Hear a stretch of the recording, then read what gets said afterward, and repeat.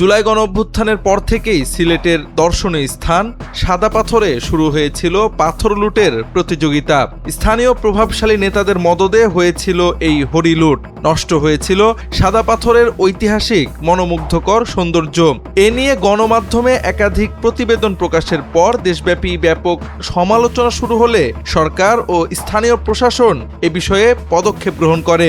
সে সময় সাদা পাথর লুটের অভিযোগে উপজেলা বিএনপির সভাপতি মোহাম্মদ শাহাবুদ্দিনকে গ্রেফতার করেছিল র‍্যাব ৯। তার কিছুদিন আগেই চাঁদাবাজি, দখলবাজি সহ বিএনপির নীতি ও আদর্শ পরিপন্থী অনৈতিক কর্মকাণ্ডে জড়িত থাকার সুস্পষ্ট অভিযোগের ভিত্তিতে ওই নেতার পদ স্থগিত করেছিল বিএনপি।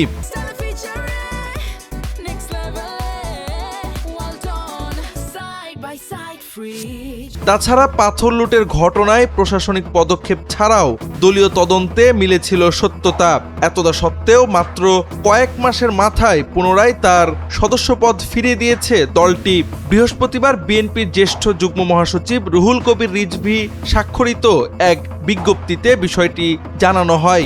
সিলেট জেলা বিএনপির সভাপতি আব্দুল কাইয়ুম চৌধুরীর বরাতে সংবাদ মাধ্যমে বিষয়টি প্রকাশ হয়েছে। বিএনপির এই নেতার বিরুদ্ধে সরকারি প্রায় ১৫০ একর জমি দখলের অভিযোগ ছিল, যা সংবাদ মাধ্যমে প্রকাশ হলে সরকারি জমি উদ্ধারে অভিযানে নামে স্থানীয় প্রশাসন।